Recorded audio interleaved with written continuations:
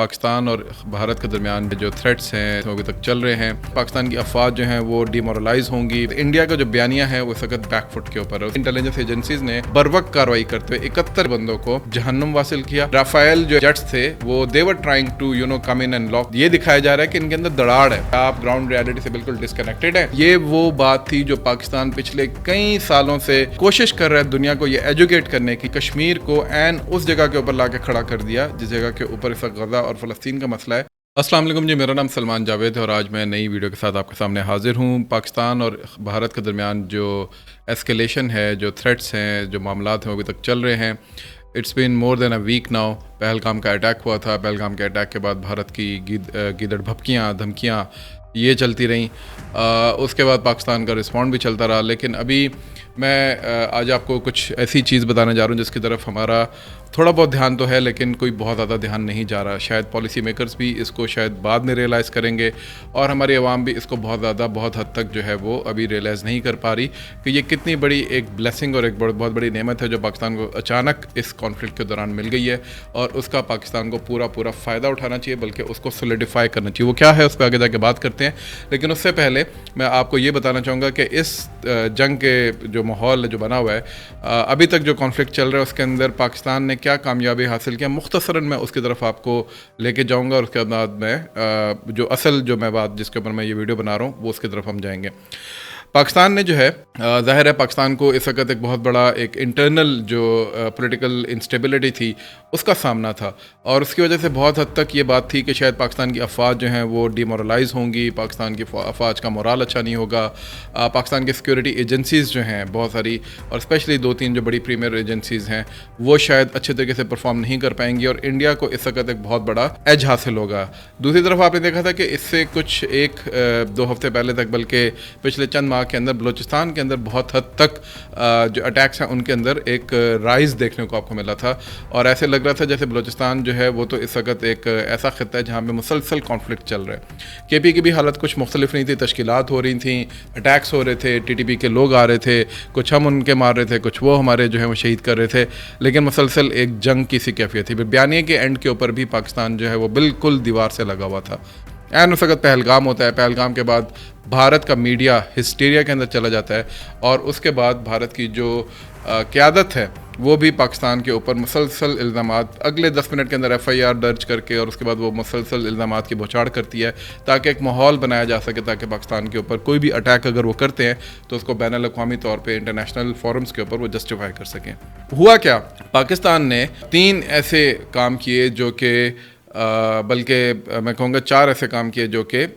بہت زبردست نوعیت کے تھے. پہلا کام پاکستان نے سفارتی سطح کے اوپر اور بیانیے کی سطح کے اوپر حکومتی جو میں اسٹیٹ نیریٹو ہے اس کی بات کروں, جس میں D G I S P R نے اور فورن منسٹر جو ہمارے جو deputy prime minister Ishaq Dar, ان سے ہمیں بہت اختلافات ہو سکتے ہیں بہت سارے معاملات پہ, لیکن دونوں نے جو ایک اسٹریٹجک کمیونیکیشن کا جو ایک عنصر ہوتا ہے, اسٹریٹجک کمیونیکیشن اسٹریٹ کام جو ہوتا ہے وہ اس طرح کا ہوتا ہے کہ آپ نے اپنی میسیجنگ جو ہے وہ پاس تھرو کرنی ہوتی ہے اور بالکل اس جگہ کے اوپر امپیکٹ ڈالنا ہوتا ہے جہاں پہ آپ اس کو ڈلوانا چاہ رہے ہوتے ہیں. تو اپنی پریس کانفرنس جو ٹائملی پریس کانفرنسز ہیں اس کے ذریعے انہوں نے بیسیکلی وہ جو بازی تھی وہ انہوں نے پورے طریقے سے, اگر پورے طریقے سے بھی نہیں تو 90% جو ہے وہ انہوں نے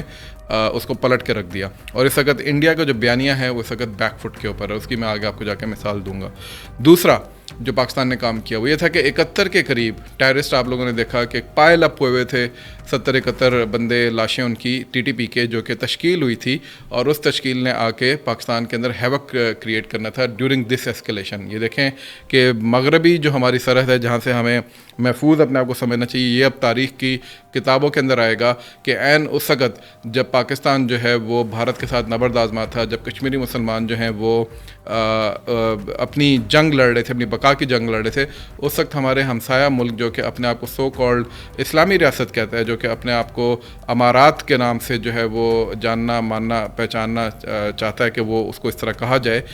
وہ ریاست جو ہے وہ اس کی سرحد کے اندر سے ہماری سرحد کے اندر جو 70 سے 71 ایسے لوگ آتے ہیں جو پاکستان کے اندر تباہی مچانا چاہتے ہیں. لیکن اس میں اصل چیز کیا ہے؟ اصل چیز یہ ہے کہ ان 70 لوگوں میں سے 20 لوگ جو ہیں ان کی باقاعدہ تشکیل کی گئی تھی کہ وہ مریدکے کے اندر جا کے اپنا ریڈ کریں گے اور وہاں پہ جا کے جو ہے وہ اٹیک کریں گے. اور ظاہر ہے مرید کے ہم سب کو معلوم ہے کہ اس وقت بھارت کے نشانے کے اوپر ہے، حتیٰ کہ اس وقت بھی جو ایئر سپیسز شٹ ڈاؤن ہوئی ہیں جن کو ٹیمپریری بلاک کیا گیا ہے لاہور کے علاوہ وہ مرید کے کی ہیں، اور اس کے علاوہ وہاں پر کوئی بھی موومنٹ جو ہے وہ نہیں ہو رہی، اور بلکہ ایویکویٹ کروایا گیا ہے مرید کے اندر سے بہت سے لوگوں کو جو وہاں کے رہائشی تھے، کیونکہ اس کے آس پاس جس جگہ کو وہ ٹارگٹ کرنا چاہتے ہیں بہت سارے گاؤں ہیں، اور اسی جگہ کے اوپر ٹی ٹی پی کی ایک تشکیل ہوتی ہے جو کہ ہماری مغربی سرحد سے داخل ہوتی ہے، اور اس کا ایک ٹارگٹ ہوتا ہے کہ اس کو جا کے وہ تباہ کریں گے یا ایٹ لیسٹ اس کو ریڈ کریں گے، تاکہ ایک سائڈ سے پاکستان کو یہ ذکر پہنچے، دوسری سائڈ سے انڈیا حملہ کرے، اور تیسری سائڈ سے بلوچستان کے اندر بھی کچھ اسی قسم کی کارروائی کرنے کا ان کا ارادہ تھا۔ پاکستان کی انٹیلیجنس ایجنسیز نے الحمدللہ بروقت کارروائی کرتے ہوئے 71 کے 71 بندوں کو جہنم واصل کیا۔ بہت بڑا کیشے کا جو تھا ویپنز کا جو کیشے ہے وہ پاکستان کے ہاتھ آیا، اور اس کی تصاویر اور باقی ساری چیزیں وہ پھر آپ سب نے دیکھیں۔ دوسری جو پاکستان نے بڑی کامیابی حاصل کی وہ جہلم کا ایک ٹیررسٹ نیٹ ورک تھا۔ یہ بھی D G S P R کی پریس کانفرنس آپ دیکھ چکے ہوں گے، اس میں انہوں نے کچھ آڈیوز بھی چلائیں، کچھ انہوں نے باتیں بھی کی، لیکن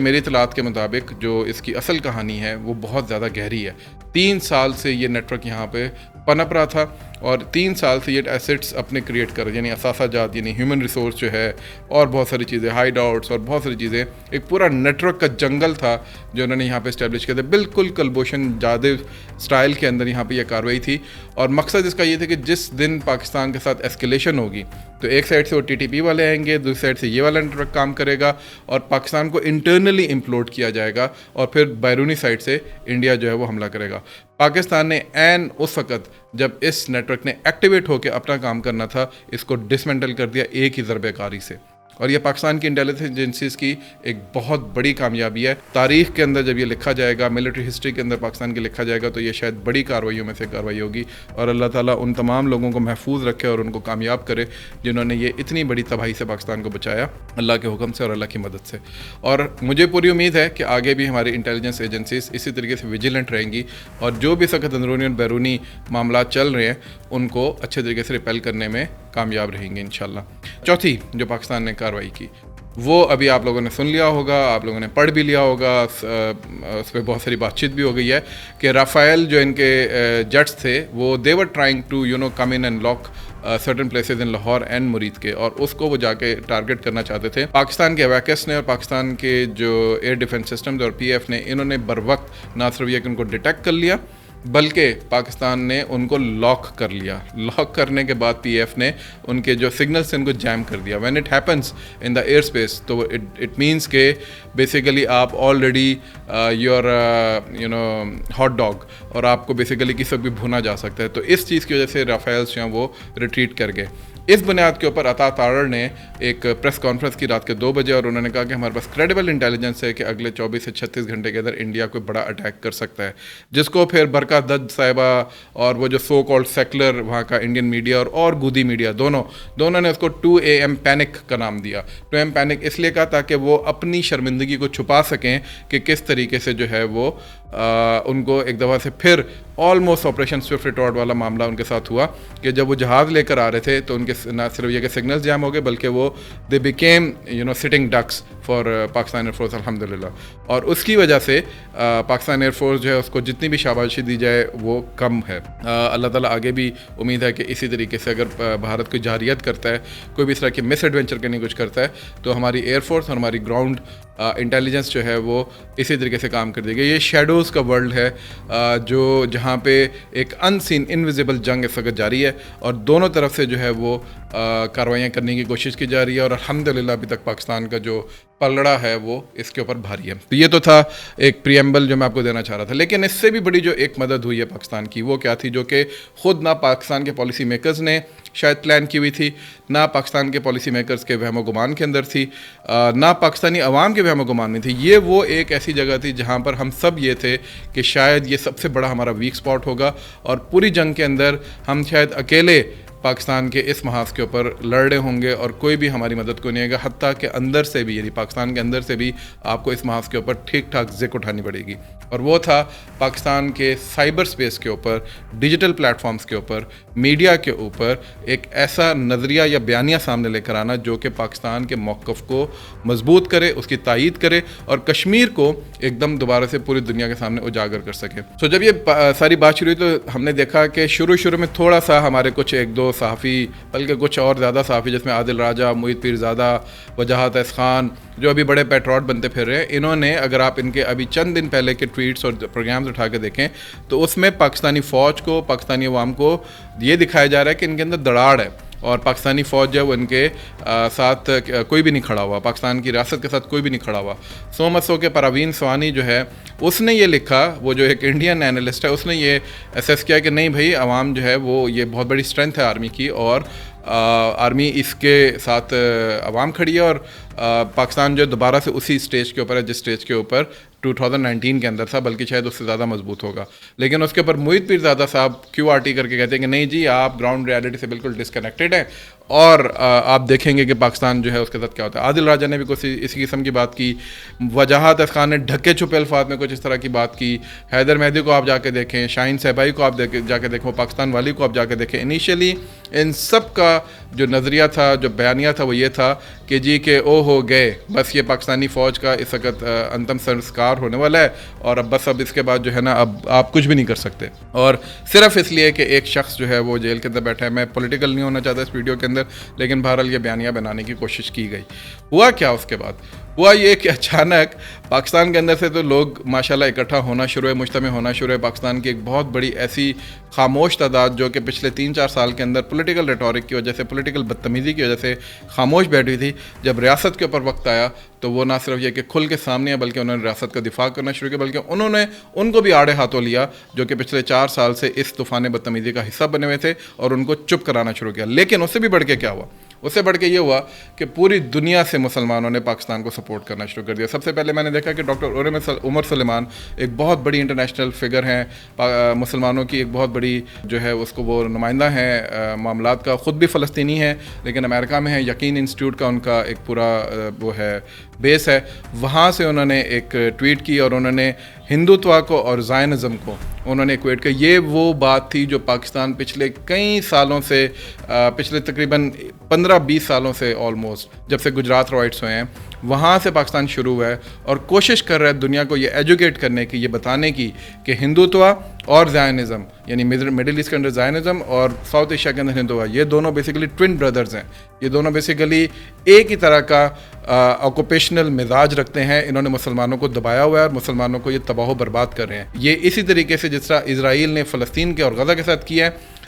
انڈیا نے انڈین مسلمز کے ساتھ اور بالخصوص کشمیری مسلمانوں کے ساتھ یہی رویہ اختیار کیا ہوا ہے۔ سیٹلر کلونیلزم کا پورا ایک پروجیکٹ ہے جو پہلے اسرائیل نے اپلائی کیا اور اب انڈیا اس کو اپلائی کرنے کی کوشش کر رہا تھا، بھارت اس کو اپلائی کرنے کی کوشش کر رہا تھا کشمیر کے اندر، اور اسی چیز کی طرف ڈاکٹر عمر سلیمان نے توجہ دلائی۔ پھر ان کی ایک پرانی ویڈیو تھی جو کہ انہوں نے بوسنیا کے اندر انٹرنیشنل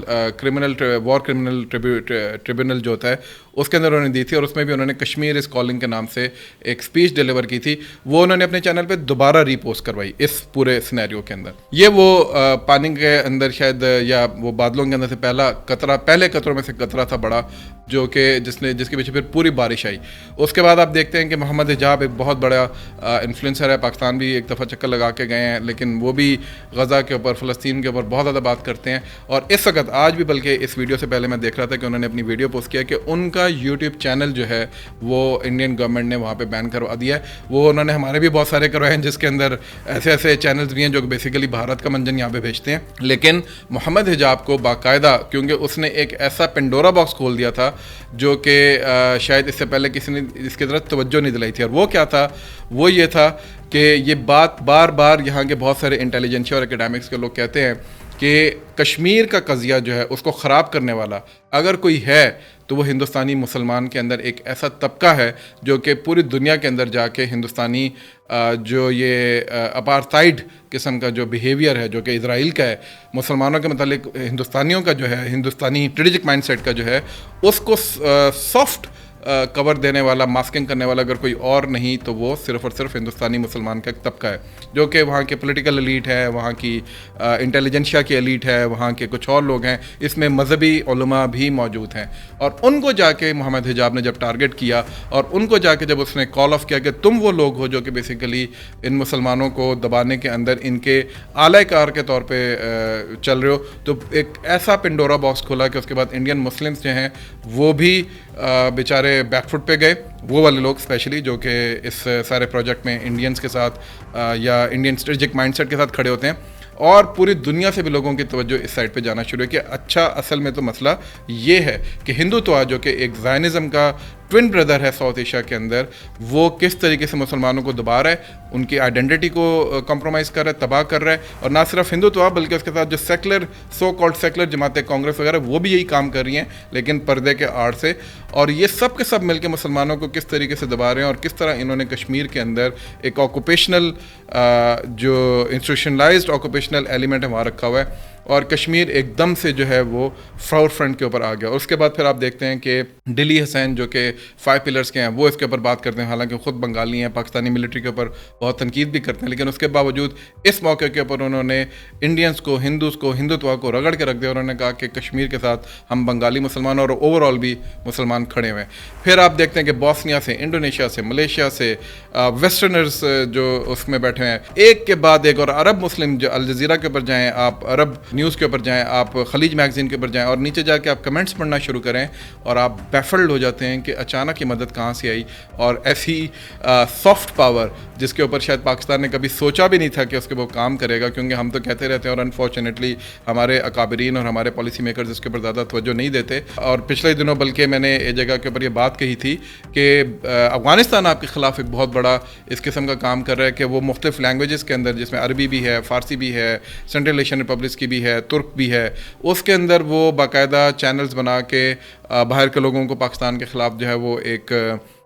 جسے کہہ لیں کہ ایک بیانیہ بنانے کی بات کر رہا تھا, نیریٹو بنانے کی کوشش کر رہا ہے. سب کا سب ریورس ہو گیا اور اللہ تعالیٰ نے کشمیر کو عین اس جگہ کے اوپر لا کے کھڑا کر دیا جس جگہ کے اوپر اس وقت غزہ اور فلسطین کا مسئلہ ہے, اور بتایا پوری دنیا کو کہ مسلمانوں کے یہ دو رستے ہوئے جو زخم ہے, جب تک ان کا حل نہیں نکالا جائے گا تب تک دنیا کے اندر امن قائم نہیں ہوگا. پاکستانی پالیسی میکرز کو کیا کرنا چاہیے کہ وہ اس اپرچونٹی کا فائدہ اٹھائیں. یہ جو سافٹ پاور پاکستان کی ایک ڈیولپ ہوئی ہے just because of the cause of Kashmir, اس کو پاکستان سولیڈیفائی کرے, اس کو کسی طریقے سے آگے پش کرے. ان لوگوں کو جو کہ اچھے میسنجر, اچھے انٹرلوکوٹرز بن سکتے ہیں اس ایک کاز کے اوپر, ان کو سامنے لے کر آئے. میں اس میں مزمل ایوب ٹھاکر میرے بہت اچھے دوست ہیں, اللہ تعالیٰ ان کو محفوظ رکھے, ان کا ذکر یہاں پہ ضرور کرنا چاہوں گا. پانی کا پہلا پتھر انٹرنیشنل پوڈ کاسٹ کے اندر میڈیا کے اوپر وہ مزمل ایوب ٹھاکر تھے. الجزیرہ, TRT, اس کے بعد تھنکنگ مسلم پوڈ کاسٹ آپ جا کے دیکھیں تو Muzammil is trying his best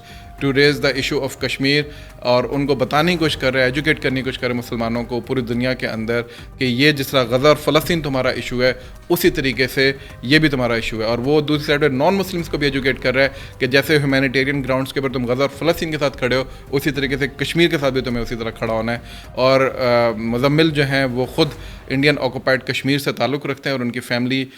جو ہے وہ مارٹرز کی فیملی ہے, وہ ایسی فیملی سے تعلق رکھتے ہیں جہاں پہ انڈین بروٹیلٹیز کو انہوں نے فرسٹ ہینڈ فیس کیا ہوا ہے. اور میں یہ آخری بات اس پہ رکھوں گا کہ امید ہے کہ ہمارے پاکستانی بھی اب کشمیر کو دوبارہ نہیں بھولیں گے, کیونکہ you are the first ambassadors of this cause. اگر آپ لوگ کشمیر کو بھول جائیں گے, اگر آپ لوگ اپنے پولیٹیشنز کی طرف دیکھتے رہیں گے, اسٹیبلشمنٹ کی طرف دیکھتے رہیں گے, تو یہ کاز کبھی بھی دوبارہ اس طرح کی ٹریکشن حاصل نہیں کر سکے گا, اور پاکستان کو دوبارہ سے انڈین جو ڈیزائنز ہیں ان کو ریپیل کرنے کے لیے پھر ایک کسی ایسے واقعے کا انتظار کرنا پڑے گا جس کے ذریعے کشمیر دوبارہ سے عالم اسلام کے منظرنامے پہ اور دنیا کے منظرنامے پہ ابھر کے سامنے ہے. آج کے لیے اتنا ہی, ان شاء اللہ تعالیٰ ملتے ہیں پھر سے ایک نئی گفتگو کے ساتھ. اپنا خیال رکھیے گا, فیڈ بیک ضرور دیجیے گا. السلام علیکم.